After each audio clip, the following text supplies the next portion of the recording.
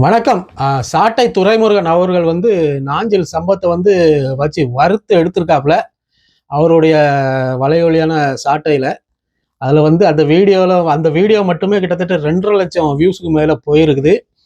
நான் அந்த வீடியோ பார்த்தேன். நாஞ்சில் சம்பத் எப்படிப்பட்டவர்னா, அவர் வந்து திமுகவில் இருந்தார்.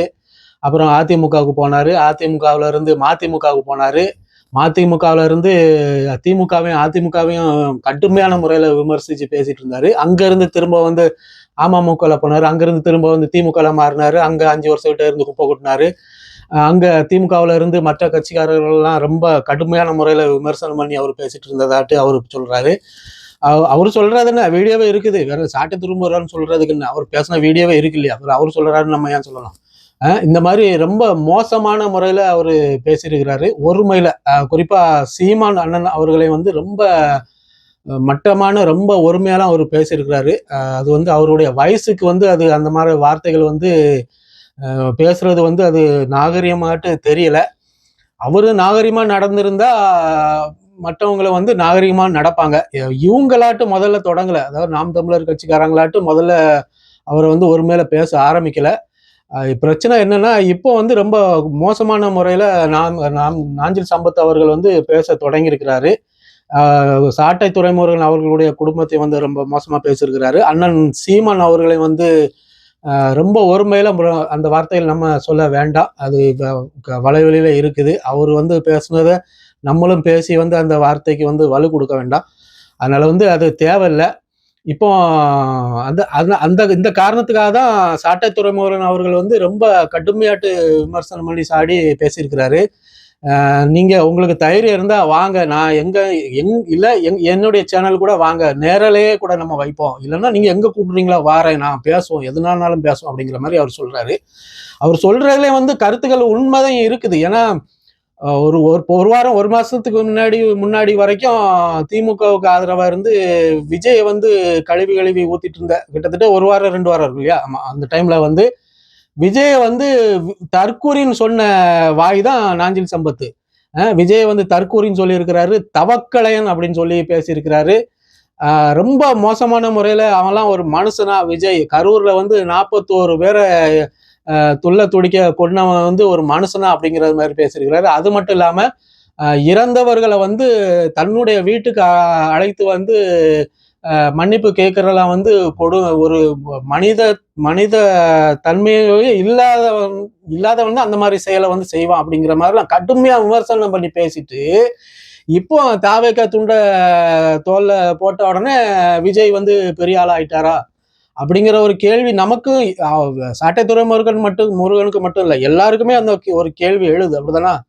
அது எப்படி ஒரே வாரத்துல, 1 வாரம் இல்ல 1 மாசத்துல வந்து அது எப்படி வந்து ஒரு கெட்டவன் வந்து ஒரே செகண்ட்ல நல்லவனா மாறிடுறான்? அவ்வளவு பெரிய பிரச்சனைகள் எல்லாம் மறந்துட்டு நல்லவனா ஆயிடுறான். உங்களுக்கு நாஞ்சில் சம்பத் அவர்களுக்கு அது எப்படின்னு கேட்கிறேன். அப்ப அது வந்து அவர் சொல்ற சரிதானே? நீங்க வந்து வாயை வந்து வாடகைக்கு விடுறீங்க.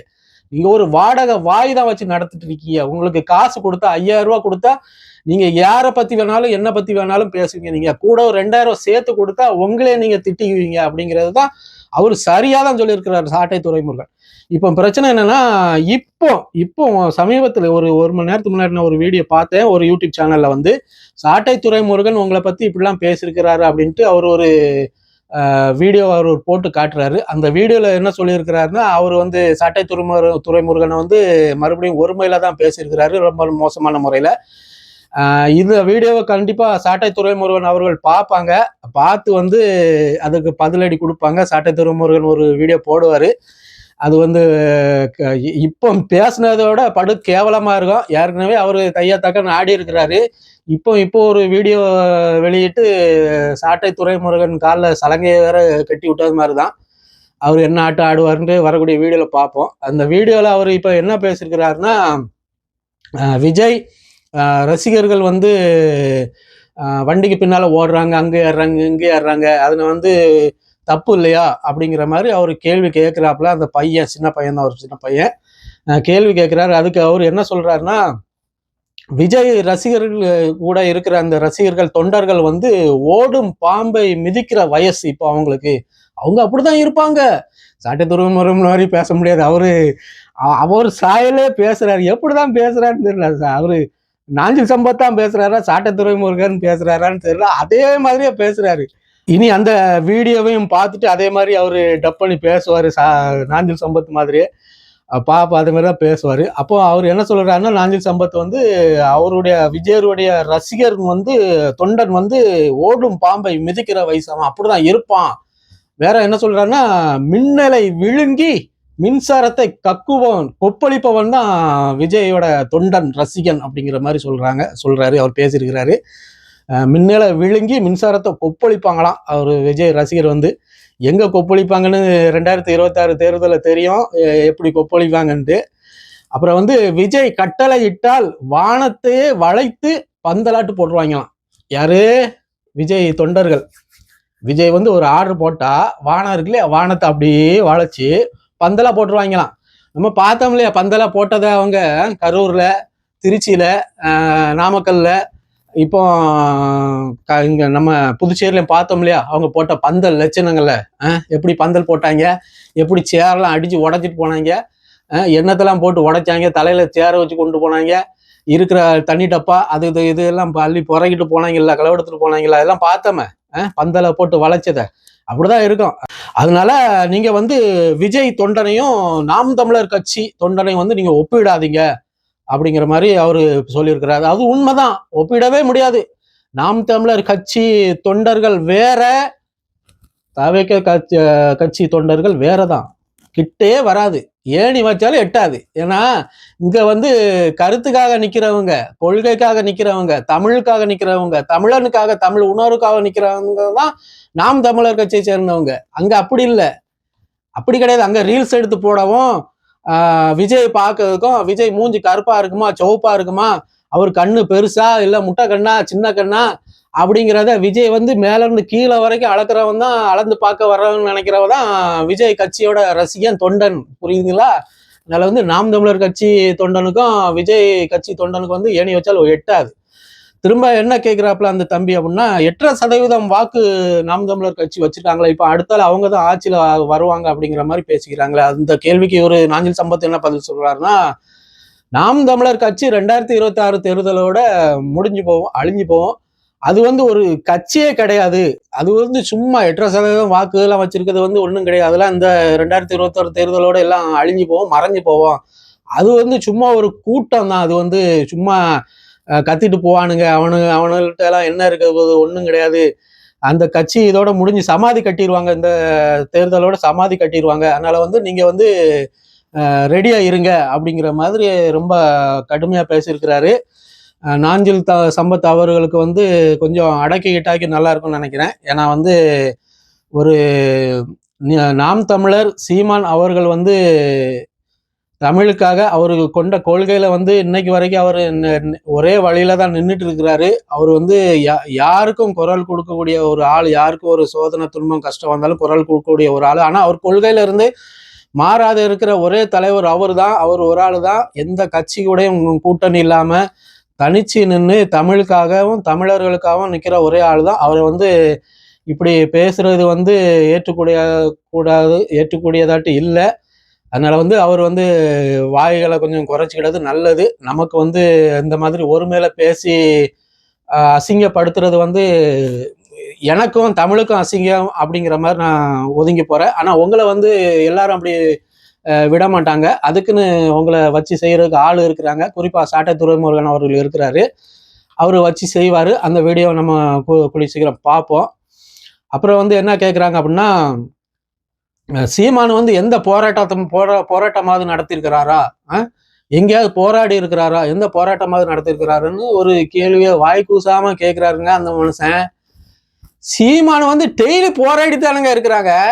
அந்த மனுஷன் டெய்லி மக்கள் கூட தானே அலைஞ்சிட்டு இருக்கிறாரு. அவர் நடத்தாத போராட்டம் எது ஒண்ணு சொல்லுங்க பார்ப்போம். ஒரு போராட்டம் சொல்லுங்க பார்ப்போம்.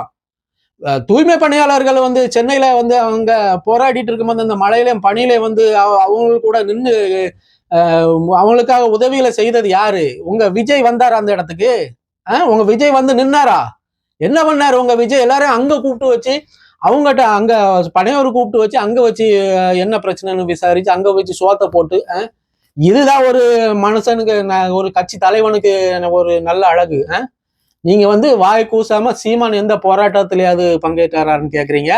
திரும்ப என்ன கேக்குறீங்க? மரத்தை கட்டி பிடிச்சிட்டாலே தான், கடலுக்கு மாநாடு போட்டாலே தான், ஆடு மாடுக்கு மாநாடு போட்டாலே தான், தண்ணிக்கு மாநாடு போட்டாலே தான். நீங்க அப்போ மரத்தை கட்டி பிடிச்சிட்டு அலைதானாக்கி நீங்க உங்க வீட்டுல நாகர்கோயில்ல அந்த நாஞ்சில் அங்க உங்க வீட்டுல இருக்க மரங்கள்லாம் வெட்டிருங்க தயவு செய்து. என்ன மூச்சு விடாதீங்க. மூச்சை வந்து வாடகைக்கு அந்த ஆக்சிஜன் சிலிண்டர் கிடைக்கு இல்லையா, அதை முதுகுல சுமந்துட்டு அந்த இதை மூக்குல மாட்டிக்கிட்டு வந்து நீங்க மூச்சு விட்டாலேங்க. மரத்துல இருந்து வர்ற ஆக்சிஜன் மூலமாட்டு நீங்க மூச்சு விடாதீங்க, சரிங்களா? மரம் வேண்டாம் அப்படின்னா வீட்டுல இருக்க மரப்பலைகள் எல்லாத்தையும் எடுத்துருங்க, சரியா? அப்புறம் ஆடு மாடுகளுக்கு மாநாடு போடுதான்ட்டு பால் வக்கனே குடிக்க தெரியுதுல்ல, சீமானன்னு சொன்ன மாதிரி தான். பால், நெய், தயிர், வெண்ணெய், நெய், இது எல்லாம் குடிக்க தெரியுது இல்லையா? இதெல்லாம் எங்க இருந்து வரும்? ஆடு மாடுகளுக்காக மாநாடு போடுறான் அப்படின்ட்டு அவரை கேவலமாட்டு அவளை அசிங்கமா பேசுறீங்க நீங்க. உங்க திரும்ப என்ன கேக்குறாங்க இந்த தம்பி, என்ன கேக்குறாப்புல அப்படின்னா, மதுரையில வந்து கோயம்புத்தூர்ல வந்து மெட்ரோ வராது மாதிரி இருந்தது. அப்புறம் அந்த சமயத்துல வந்து திமுக வந்து கொண்டு வரக்கூடாதுன்ட்டு பிஜேபிக்கு சப்போர்ட்டாக தானே சீமான் நின்னான். பிஜேபி வந்து ஒரு கைக்கூலி, பிஜேபியோட சீமான் வந்து ஒரு பிஜேபியோட கைக்கூலி அப்படிங்கிற மாதிரி அவரு சொல்றாரு. அப்போ என்ன சொல்றாரு, ஏன் அதாவது மெட்ரோ ரயில் திட்டம் கொண்டு வரனாக்கி என்ன ரூல்ஸ்னா 20 லட்சம் மக்களுக்கு மேல இருக்கணுமா, அப்படி இருந்தாதான் அப்ரூவல் ஆகுமா அப்படின்ட்டு சென்ட்ரல் கவர்மெண்ட் சொல்லியிருக்கதாட்டு அவர் சொல்றாரு. அப்போ மதுரையில வந்து கிட்டத்தட்ட 23 லட்சம் மக்கள் இருக்கிறாங்களே, கோயம்புத்தூர்ல வந்து 21 லட்சம் மக்கள் இருக்கிறாங்களா, அப்போ ஏன் வந்து மெட்ரோ ரயில் திட்டத்தை கொண்டு வர வேண்டாம் அப்படிங்கிற மாதிரி அவரு கேட்கிறாரு. இதுல ஏன் சீமான் வந்து அந்த இடத்துல வந்து அந்த முட்டுக்கட்டை போடுறான், மெட்ரோ ரயில் திட்டத்தை கொண்டு வரக்கூடாது அப்படின்னு முட்டுக்கட்டை ஏன் போடுறான் அப்படிங்கிற மாதிரி கேட்கிறாரு. ஏங்க மெட்ராஸ்ல என்ன லட்சணத்துல இருக்கு பாத்தீங்களா ரோடுகளு? மெட்ரோ ரயில் திட்டம் கொண்டு வராங்க அப்படின்ட்டு ரோடுகளுக்கு மேல ஃபுல்லா தூணை எழுப்பி எவ்வளவு மோசமாட்டு ரோடுகளை வந்து குழி தோண்டி, கீழே குழி தோண்டி மேல ரோடை போட்டு முழுசாட்டு ரோடு சிட்டியே இல்லை அங்க. ஒரு என்ன மெட்ராஸ் மாதிரி அது இருக்கு. கிட்டத்தட்ட ஒரு 20 வருஷத்துக்கு முன்னாடி சென்னை எப்படி இருந்தது? நானும் இருந்திருக்கிறேன் மெட்ராஸ்ல, சென்னையில இருந்திருக்கிறேன், நானும் வண்டி ஓட்டி இருக்கிறேன். 20 வருஷத்துக்கு முன்னாடி சென்னை எப்படி இருந்தது, இப்ப எப்படி இருக்குது? எப்பமாவது எங்கேயாவது ஒரு பெரிய 20 அடி 30 அடியில பெரிய பள்ளம் விழுந்துருது, குழி விழுந்துருது, ஃபுல்லா தூணை கட்டி விட்டு அங்க அடைப்பு இங்க அடைப்பு, அங்க குழி தோண்டி இங்க குழி தோண்டி அவங்க திரும்பவும் மதுரையிலையும் கோயம்புத்தூர்லயும் கொண்டு வந்த என்னத்துக்கு ஆகுறது? எதுக்கு மதுரைக்கும் கோயம்புத்தூருக்கும் மெட்ரோ எதுக்குன்னு கேக்குறேன். என் ட்ரெயின்ல தான் போவன்ட்டு மக்கள் யாரும் சொன்னாங்களா? இல்ல யாரும் அங்க போராடிட்டு இருக்காங்களா? மெட்ரோ கொண்டு வரணும் எங்களுக்கு அப்படின்ட்டு யாரும் அங்க உட்காந்து ரோட்ல உட்காந்து போராடுறாங்களா? எதுக்கு? உள்ள ரோட சரி பண்ணி போட்டாலே சரியாயிருமா? எதுக்கு மெட்ரோ எதுக்கு கொண்டு வரீங்க? போக்குவரத்து நெரிசலை குறைக்கிறதுக்கா, இல்ல சும்மா ஷோ காட்டுறதுக்கா மெட்ரோ ரயில் இருக்குது எங்களுக்கு அப்படின்ட்டு? இருக்கிற கஞ்சியை ஒழுங்கா குடிச்சிட்டு இருந்துட்டு போறதுக்கு இல்லாம மெட்ரோ ரயில கொண்டு வரேன், மேல பிளேனை விடுறேன், கீழே கப்பலை விடுறேன்ட்டு அவசியம் இல்லாத வேலைகளை பார்த்துக்கிட்டு தேவையில்லாத வேலைகள் இதெல்லாம். அந்த தம்பி என்ன கேட்கிறாப்லன்னா, திருப்பரங்குன்றம் பற்றி உங்க விஜய் வந்து உங்க தலைவர் விஜய் வந்து ஏன் வாயை திறக்கல அப்படிங்கிற மாதிரி அவர் கேள்வி எழுப்புறாரு. அதற்கு நாஞ்சில் சம்பத் என்ன பதில் சொல்றாரு அப்படின்னா, திருப்பரங்குன்றத்தை பத்தி அது வாய் திறக்காம இருக்கிறாதான் ரொம்ப நல்லது.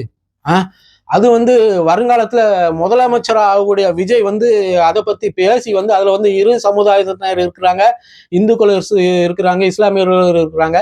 நான் ஒண்ணு உண்மை சொல்லட்டுமா? உண்மையில நான் சொல்றேன், எனக்கு அங்க திருப்பரங்குன்றம் மலைக்கு மேல அங்க ஒரு இஸ்லாமியர்கள் மசூதி இருக்குன்னு, அந்த இஸ்லாமியர்களும் அங்க வழிபடுறாங்கன்னு எனக்கு இந்த பிரச்சனைகளுக்கு அப்புறம் தான் எனக்கு தெரியும். இதுக்கு முன்னாடி உண்மையிலே தெரியாது. அத்தனை வருஷமாட்டும் அவங்க வந்து அண்ணன் தம்பி தாயும் தாங்க மானமாட்டு புழங்கிட்டு அங்க ஒரு பிரச்சனை இல்லாம இருந்துட்டு இருந்திருக்கிறாங்க.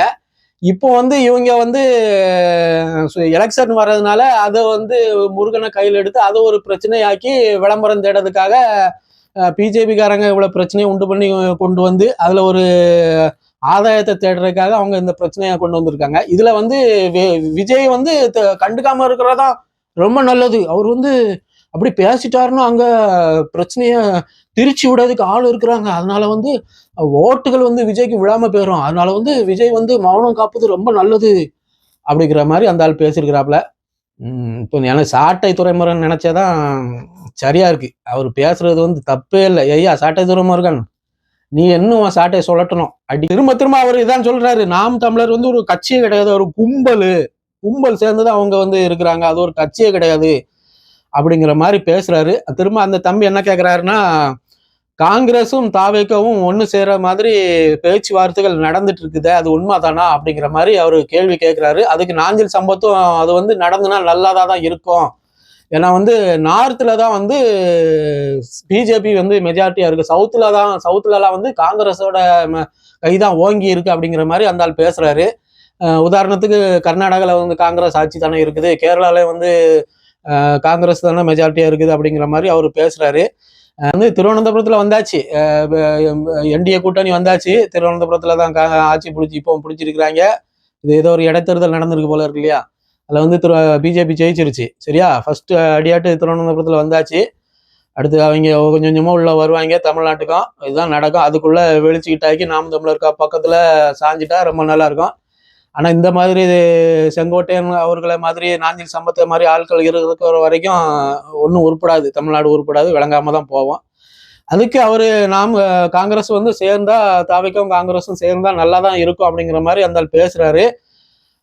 திரும்ப என்ன சொல்றாருன்னா, ராகுலும் விஜயும் ஒரே ஸ்டேஜ்ல வந்து இருந்தாங்க அப்படின்னாக்கி திமுக வந்து வீட்டுக்கு விரட்டிடலாம் அப்படிங்கிற மாதிரி அவர் சொல்றாரு. திமுகவும் காங்கிரஸ் ஒண்ணு தானே இல்லையா, அவங்க கூட்டணியில தானே இருக்காங்க இல்லையா, இன்னும் கூட்டணி அறிவிக்கலையா, அறிவிப்பாங்க. காங்கிரஸும் சீட்டு கொடுப்பாங்க, திமுக, அது நடக்கும். காங்கிரஸும் திமுகவும் ஒண்ணுதான். அப்போ காங்கிரஸ், திமுக, தாவேகா 3 கட்சியும் ஒண்ணுதான், அப்படிதானே? ரைட்டு, வாங்க, நீங்க அப்படித்தானே வருவீங்க, தெரியும், எங்களுக்கு தெரியும், நீங்க அப்படிதான் சுத்தி வருவீங்க, இங்க அப்படியே சுத்தி இங்க தான் வருவீங்கன்னு தெரியும்.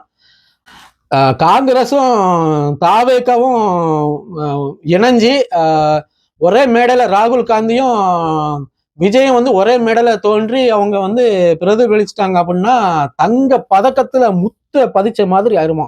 எப்படி தங்க பதக்கத்துல முத்த பதிச்ச மாதிரி ஆயிருமா தாவேக்காவும் காங்கிரஸும் சேர்ந்துட்டாக்கி. இப்படிலாம் பேசிட்டு இருக்கிறாரு அந்த வீடியோல. நீங்க அந்த வீடியோவும் பார்ப்பீங்கன்னு நினைக்கிறேன். இந்த இது யூடியூப்ல இருக்குது. அது சேனல் பேரை சொல்ல நமக்கு விருப்பம் இல்லை, அது எப்படியும் பிரபலமாகி வந்துடும். அந்த வீடியோவை சாட்டை துரைமுருகன் அவர்களும் பார்ப்பாரு, பார்த்து வச்சு செய்வாரு. வரக்கூடிய வீடியோக்களை நம்ம பார்க்கலாம். ஆனா சாட்டை துரைமுருகன் இல்ல என்னை மாதிரி ஆளு, நாம் தமிழர்ல கட்சியை சேர்ந்தவங்க மற்ற யூடியூபர்ஸ் எல்லாம் இருக்கிறாங்க, அவங்கள வந்து நீங்க பேசுங்க, பேசி இது பண்ணி போடுங்க, அது வேற கதை. ஆனா ஒரு கட்சியோட தலைவர், நாம் தமிழர் கட்சி ஒரு ஒருங்கிணைப்பாளர் சீமான், அவர் வந்து ஒரு பெரிய 8% வாக்கு வச்சு 36 லட்சத்துக்கு மேல வாக்குகளை வச்சு இன்னைக்கு வரைக்கும் தனிச்சு நிற்கக்கூடிய ஒரு ஆளு, அவரை வந்து நீங்க தரக்குறைவாட்டும் ஒரு மேல பேசுறது வந்து ஏத்துக்க முடியாத விஷயம். நாம் தமிழர் இது நாஞ்சில் சம்பத் அவர்களே, கொஞ்சம் உங்க வாயை வந்து அடக்கிட்டீங்கன்னா உங்க வருங்காலம் சிறப்பா இருக்கும். அதனால வந்து கொஞ்சம் வாயை கொஞ்சம் குறைச்சி பேசுங்க, சரிங்களா? மீண்டும் ஒரு காணொலியில் சந்திக்கலாம். நன்றி, வணக்கம்.